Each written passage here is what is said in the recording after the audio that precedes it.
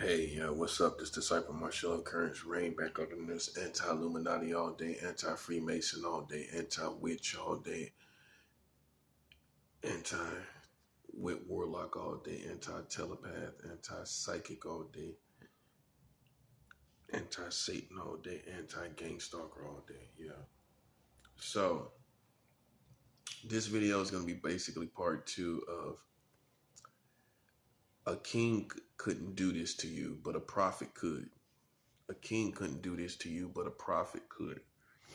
And so what I covered basically in the first video is basically the difference between a king and a prophet. A king can carry out, orders and do things and send it out, and they have to use physical men. They have to use men. A prophet can sit somewhere on a mountain somewhere and destroy a whole country around him. It's we're at the top of the spiritual food chain.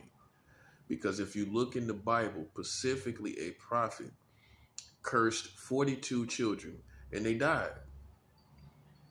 Now God did not say to the prophet Elisha that you're going to come up to Bethel, and while you're coming up to Bethel, 42 children are going to be slaughtered by 2 she-bears. What happened was the prophet Elijah turned and cursed the children. That's what the Bible says. He cursed them in the name of the Lord. Okay, so that was his authority. Okay, that was his level as a prophet to send out a spiritual attack that God honored. That's what we have to understand, because you American Christians, you will sit and say, well, God is going to do what he want to do. And you're just as ignorant of God's kingdom in spiritual military. You just an ignorant little thing, ain't you? Okay, because right here it shows you that the prophet Elisha cursed 42 children. It says he cursed them in the name of the Lord. It didn't say God cursed them. It didn't say, and God cursed 42 children that were badgering the prophet Elisha. It didn't say that. It said he turned and cursed the children in the name of the Lord. Okay, and it was not witchcraft. For people that think I do witchcraft, I do not do witchcraft. I do not work any dark arts, black magic, voodoo, hoodoo, santeria, or any other form of divination or witchcraft. I do not work that. Okay, I'm a prophet of God. Okay, you can be cursed in the name of the Lord. It's biblical. And it's just American Christians are docile and controlled, and they're in behavioral clubs, and they don't face real wars out here. So they're not used to knowing. They don't even know what I'm talking about.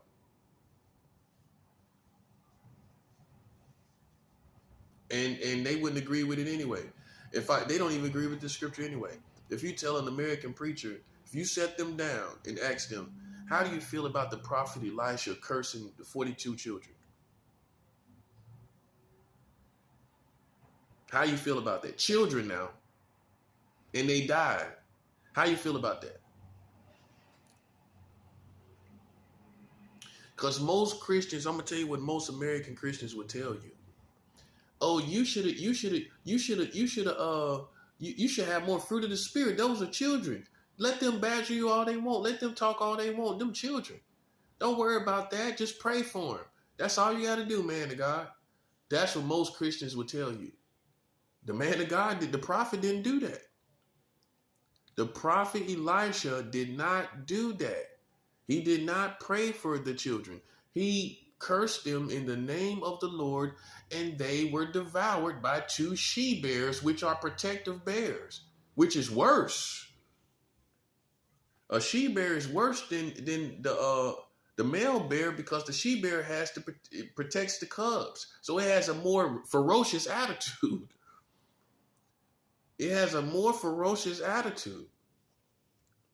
This ain't no game, bro. That's what I'm saying. You have it confused. This is just like the WoW. This is just like the WoW. You're among lions. And if you play with any lions, I don't care if it's little, just like the jungle is cruel, and you see TV where it shows little deers get devoured, and it shows little animals get devoured, and you think, oh, how cruel that is. But then you realize it's life. It's the same thing in this kingdom. It's the same thing over here. Okay? It may seem cruel to you, but it's the jungle. Okay? And so this is what the prophet will do to you versus a king. A king can't do that to you. A king is of the public, of the people. Let me go see the people. Let me go see how the people are doing. I don't care nothing about how the people are doing. I'm a prophet of God. We have the tendency to be withdrawn from the community. Not out there introverted among the community. Because in actuality, the community is not in right standing with God in most cases, in most situations, in most nations. And so the prophet is withdrawn through and separated as acts of righteousness. You got that part? So a prophet, knowing the wickedness of your community, knowing that you're not standing with God, why would they be all extroverted all out to you? And so you need to understand the prophet so you understand how they move. Because I know what you don't know about this community. You got 43 states of child marriage. Well, I'm going to be out there, hey. And you got 43 states of child marriage. Party over here, party over there. But you got 43 states of child marriage, and I know it. The prophet knows it. The kings obviously don't know it. That's a 7 owl. Yeah, your kings don't know that you got 43 states of child marriage. The prophet does know. And guess what? In the Bible, when it came to King David, guess who came and corrected him about Bathsheba killing Uzziah, her husband? Guess who came to correct the king? The prophet. The prophet came and corrected the king. You don't. So guess what? Many people would say he's just high ranking or more. He's just as high ranking as the king to correct the king and to know everything the king did. Spiritually speaking, he's just as high ranking as the king. Spiritually speaking, he's just as high ranking as King David. The prophet came and corrected the king and told him what would happen and everything because of him killing Uzziah, which was Bathsheba's husband. The prophet came and straightened that all out. And so, see, this is a perfect example of the prophet and the king, King David. King David in the Bible killed Uzziah for his wife, right? So after that happened, guess what? The prophet came and told King David, now the sword would not depart from your house, right? The prophet came and told him everything, and there was turmoil and destruction. And the prophet came to the king and told the king what time it was. So now you see a perfect scenario of the rank of the prophet and the rank of the king and the differentiation between the two and the position, in the spiritual position of the two. So you don't get it twisted and act like they're one and the same. They're two different positions. Okay, and calling me king is just doing nothing but deceiving you. It's American refried culture, and it's goofy. You know, I am no king. I am not of your community. I do not support a community with 50 states of gay marriage. And I don't care what you see me do. I can show you prophets that made mistakes too. It does not change my position. It does not change who God made me to be and who I'm born to be. And now I'm operating in that. And you can think about the past all you want. Go ahead. You can sing songs about it. You can make books about it. You can make a novel about it. Knock yourself out. Meanwhile, I am the prophet in the position of the prophet. Okay, with credibility to back it up. So like I told you in the last video, I cannot be on the levels of street levels anymore. Okay? I'm a national leader. I'm internationally recognized. I'm not just known here in America. Okay? That's what you need to understand. I'm just my image and my words are not just known here in America. Let's first understand that. Okay? And I have already talked to police precincts. I've communicated with them concerning child marriage and the age of consent being under 18 here in America. So I'm on a whole nother level, whether you like it or not. This is not a game. If you're goofy about what I'm doing, that's you being goofy. That's you thinking goofy. It's not a goofy game. Okay? It's not a goofy game when your community don't know nothing about it. And I'm talking to precincts and telling them about it.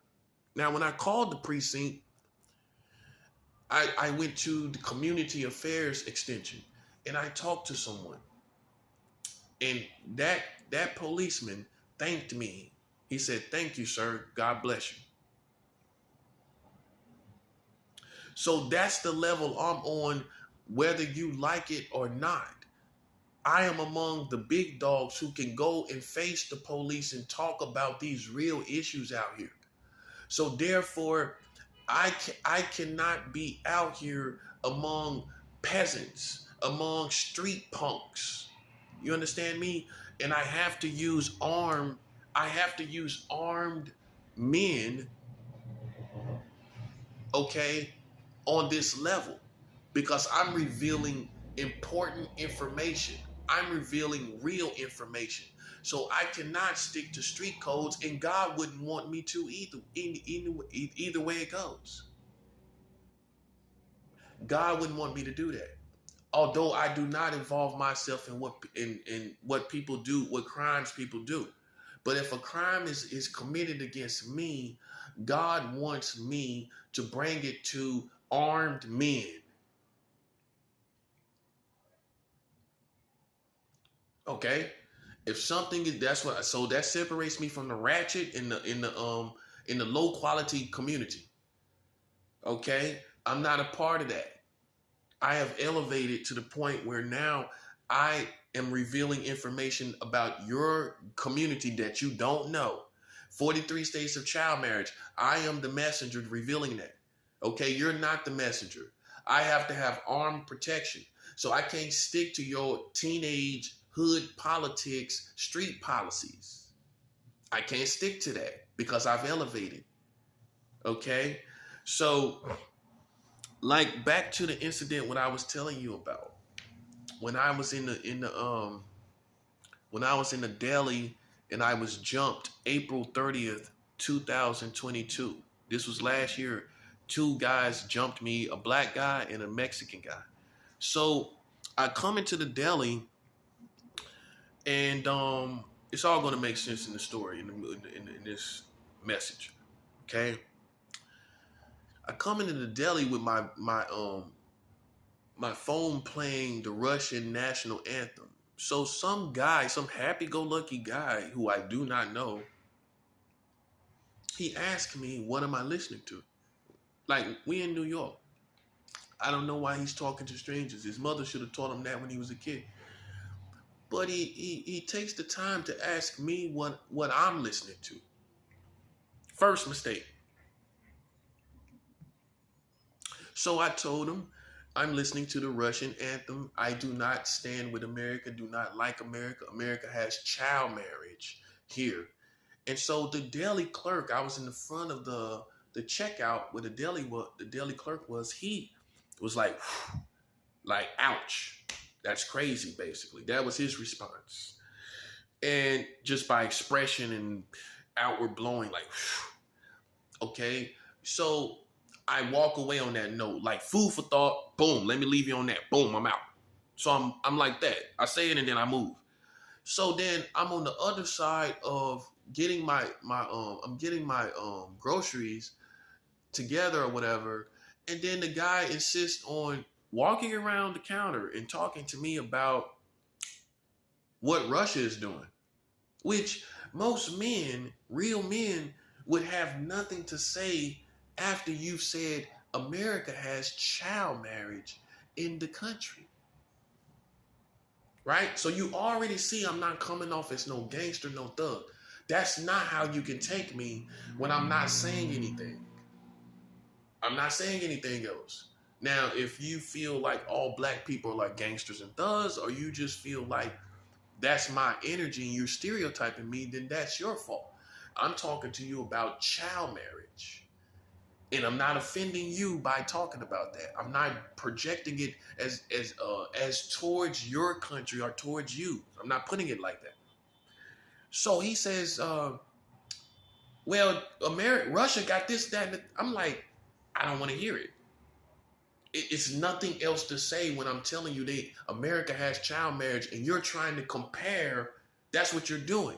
When you're saying that in that same time, you're trying to compare. And there is no comparison when Russia doesn't have child marriage. So what are you going to say that's going to compare? Okay, so you're just trying to oppose. That's what it is. And so he goes, well, F you and Russia. So when he said that, I was like, okay, you want to fight?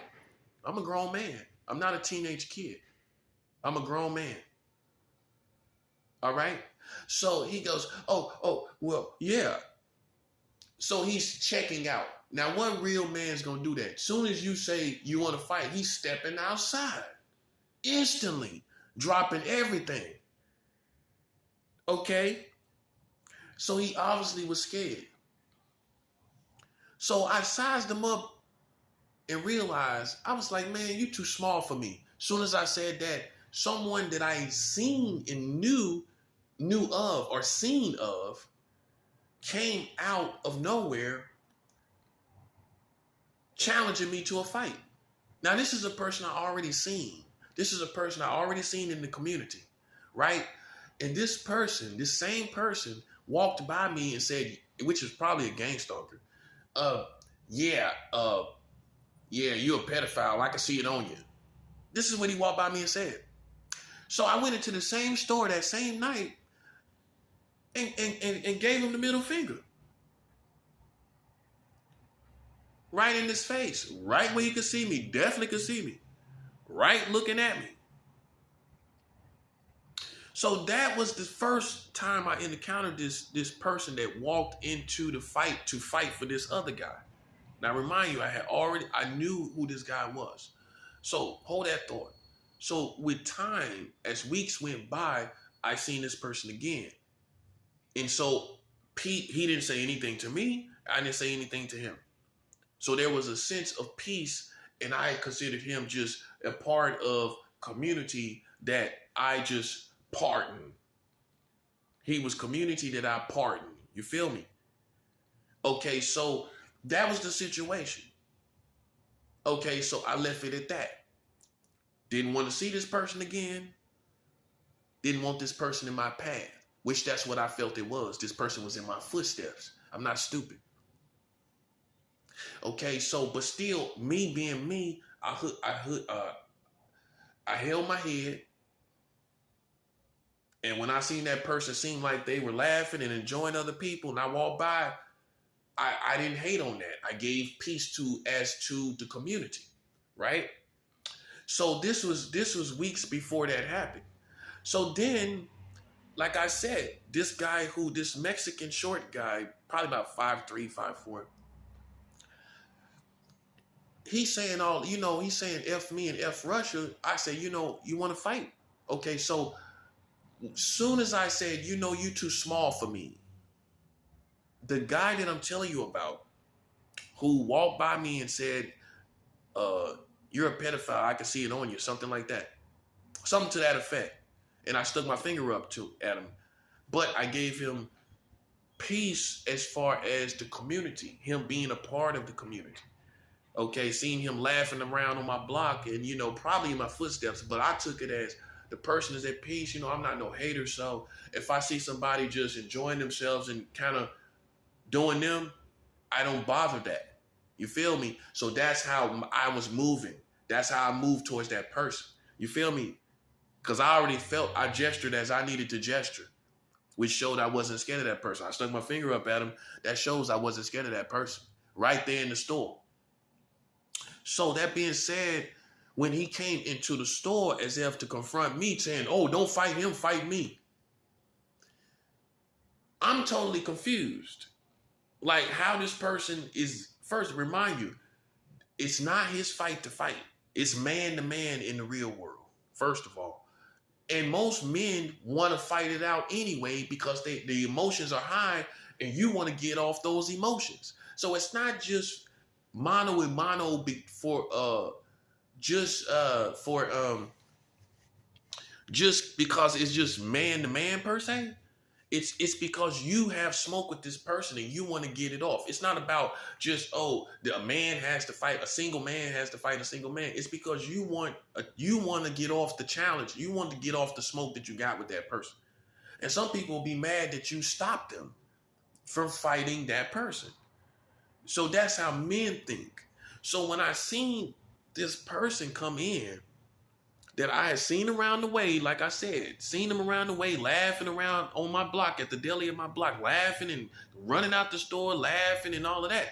I gave that person peace at that time, right?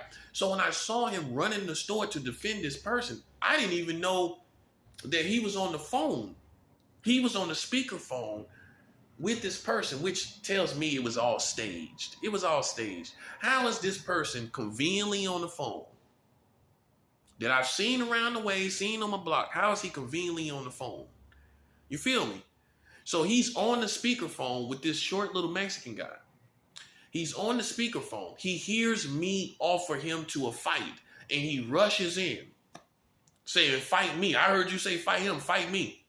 So what's the odds, you feel me, of him conveniently being on the phone? So it was all staged. But remind you, I didn't know that he was on the phone. So when I see somebody rush in talking about fight me in the deli, there was no one else there. He's saying he rushes in talking about fight me. I'm confused because this is a person I know. This is a person I decided to give peace after he said something out the way to me first, right? I decided to give him peace, right? So I'm confused about it all at one time. How this person obviously is even here talking about a fight that he ain't see. He didn't, and he's here based on a fight that he shouldn't, I would think he wouldn't know about, or he shouldn't know about. He didn't hear the words of that he didn't hear the confrontation. So all of this is coming at me at once. This person that I didn't know, this person I seen, but I didn't know why he was there, right?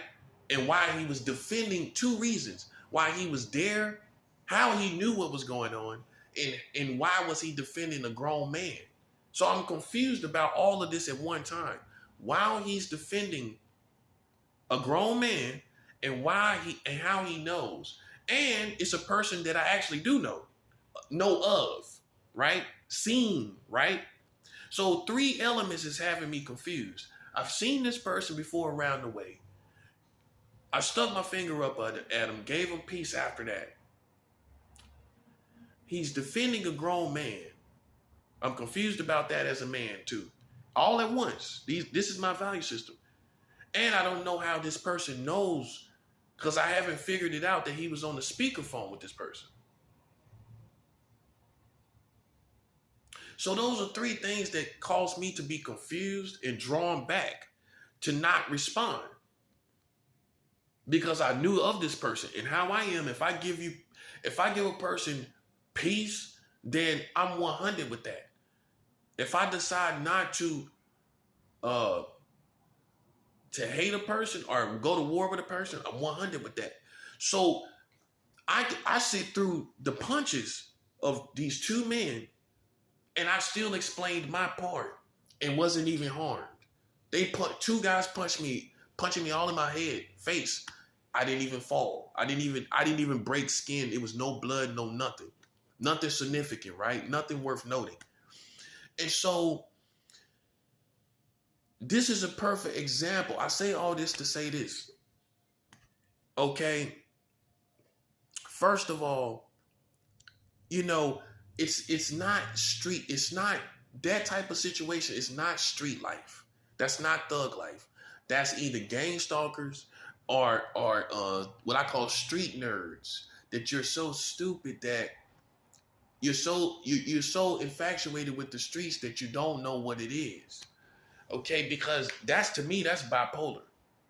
That's either I guarantee you that individual has some form of mental sickness, right? It's not thug life because if it was, then first of all you wouldn't do nothing on camera. I was about to step outside with the guy I was about to fight. I don't do stuff on camera because if it escalates to something else besides the fight and you have to go to full war, they got the cameras on you when you was fighting this person. Let's just say you do decide to shoot the person. You're on camera. You're on camera.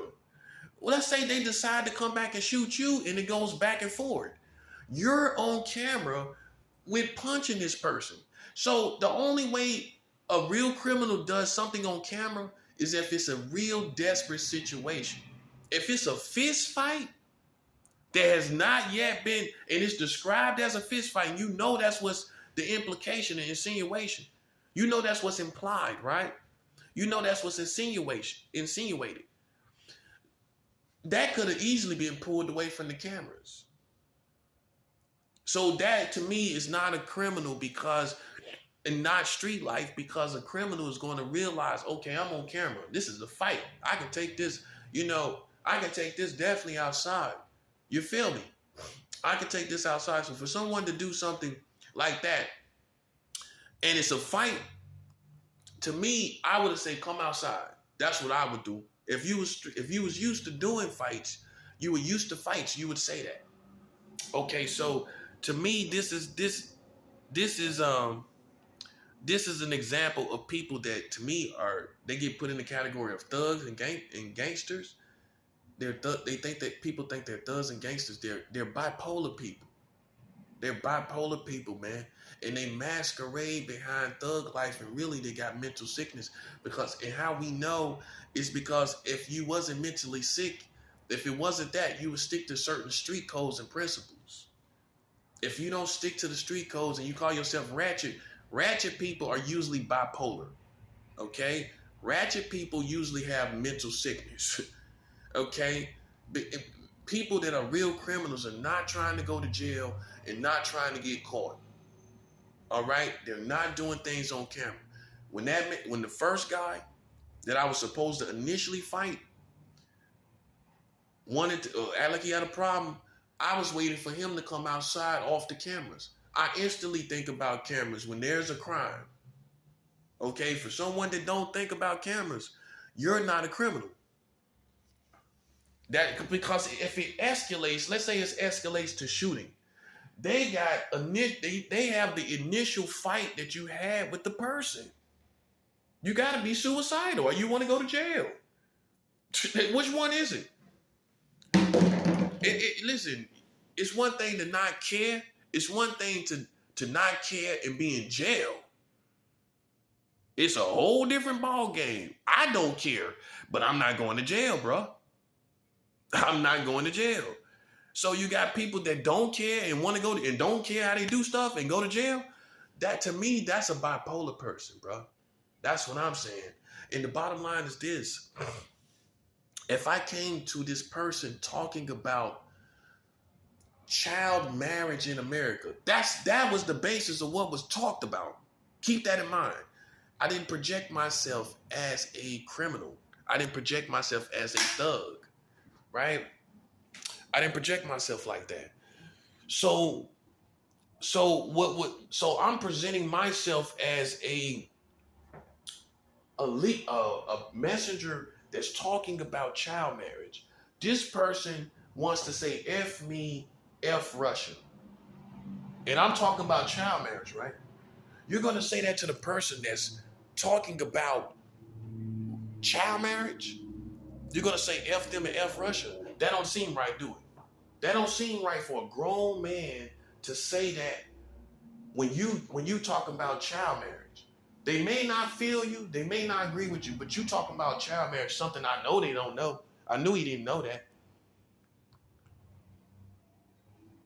Okay, so so you see, my position was, I see the reason why I didn't respond was because initially when this other guy came in and and and started punching me was because this is a person I seen. And I don't know how they know. I didn't know how he knew about this altercation. And I know men to defend themselves. So I'm confused based on those three elements, which explains why I did not respond in that situation. I'm confused in the situation for real. So that explains it. That explains it perfectly. Yeah. Now, if it had been two strangers, that would have been totally different. You're looking at somebody you know, you've seen around the way. You're like, why is he here? That's like seeing somebody you've seen though, right? You've seen them more than one time around your neighborhood, and then all of a sudden they jumping up in your face. It's like you're gonna be like, are you? It would almost be crazy for you to automatically hit the person. It would be crazy almost because you've seen this person a couple times. No matter what street life you come from, you're gonna be like, hold up, what's going like what? Because this is a person you've seen in your community. This other person I didn't see. And my whole point is that when it came time to call, when I let the people know that when you're with my actions, that when you're a prophet, okay, the police is going to be called in that situation. And first, and let's understand this. That is what God would want me to do. Let's get that understood. That's what God would want me to do. So you can't sit up and talk about, well, that's snitching. Okay, am I talking about anybody's crimes that they doing out in the world on their own? No, I'm talking about something you did against me. Let's understand the difference. I'm not talking about people selling drugs and going snitching on somebody talking about who's selling drugs. I've never done that in my life. There's no record of that. So let's understand that. But as a leader that's talking to you about child marriage, and you decide to want to go take it to another level, which was staged anyway. He was on the phone. He was on speakerphone, and then he rushes in. That was staged. That was gang stalkers probably. But still, the point is, I'm not going to let people. I'm making them a prime example. More so, being gang stalkers, that I'm not trying to stick to those low level codes. As a national leader, internationally known, out here talking about child marriage, I'm going to pull some type of armed men, and it doesn't have to always be police, armed men that will handle you. Okay? Because listen, I'm too important to deal with that. And that's the way I came at you. I didn't come at anybody with thug life. I didn't come at anybody with rah, rah, rah. But see, that's what people don't, they see how you move, and I've been around killers. But my position is still gonna be unharmed when I go and talk to the police. Now, a person like that goes to jail. Me and him go to jail. Who you think they're gonna respect? Me talking about child marriage, or you with some street reputation? Who they gonna respect? So I'm gonna so my position, whether you think is snitching or whatever you think it is, my position is going to be more solid with people that's in prison. It's going to be more solid because I really am a bona fide messenger with a bona fide gift to be a messenger. So I got 40. So I'm talking about 43 states. I got 43 states on America. I go to prison and I'm going to get more respect as I am. And people are going to understand it concerning security. If I have to be out in the streets talking about this it's not going to be considered street violations. It's not going to be considered that. It's going to be considered a man that is revealing information about 43 states of child marriage, that's going to war with the community, that's playing games and game stalking and all of this. And this person in this position has to have armed protection. And if they are Christian, definitely they gonna understand that. Well, God would have him to actually call the police if somebody jumped on him like that and it didn't have nothing to do with street life principles. Because let's understand this. How are you honoring street life principles when it's not criminals? Criminals don't act like that. Criminals don't do stuff on camera unless they have to. Unless I pulled the gun on you or something like that. Unless I first initially pulled the weapon on you initially. That's the only way you're going to do something on camera in the store. If I just pull something on you. But if I'm just talking about a fight, you're not finna do that on camera. That means you must be scared. You must be scared. Which makes me believe more. What I'm saying is you already know who I am and my reputation. So you're so scared you want to fight in front of cameras. Make it make sense. Because if it's just a fight, why are you so scared and hasty? You should be able to take that outside.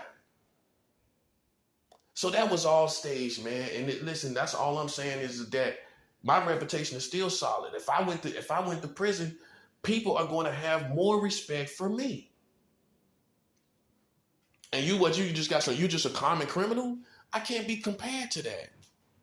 That's what I'm saying. And I have to have that protection. Therefore, I have to elevate when I've already, and before that altercation, where I called the police, but I didn't follow through. The police didn't never call me back. They never let me know anything.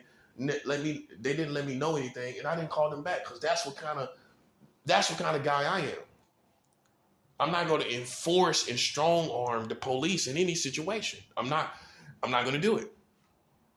That's me. Not out of fear. That's just me.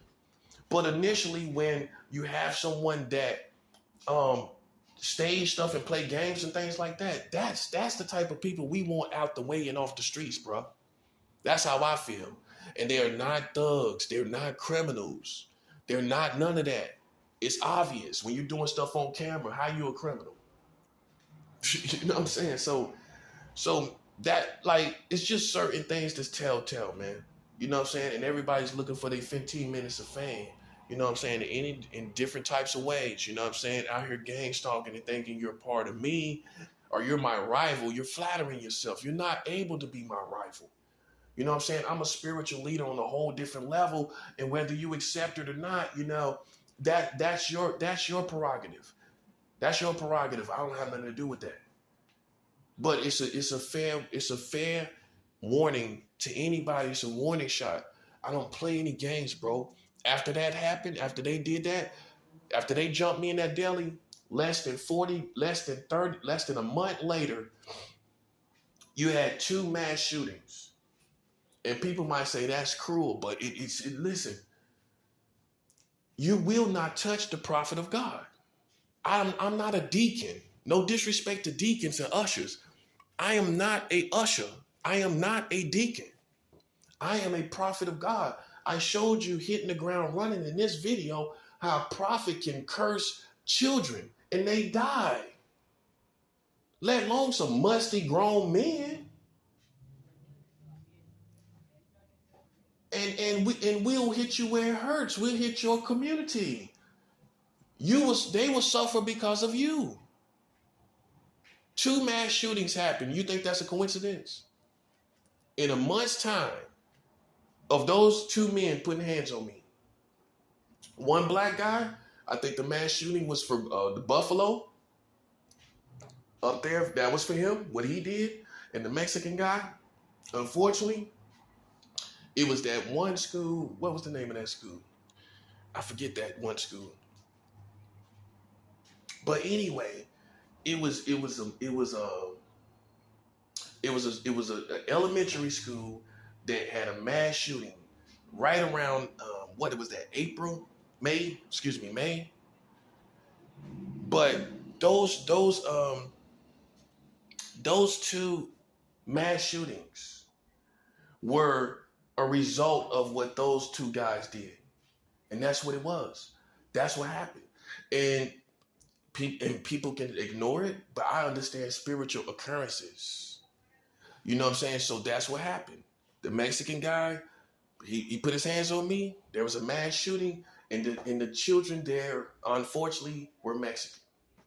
Okay? The black guy put his hands on me, and it was a mass shooting at a Tops grocery store.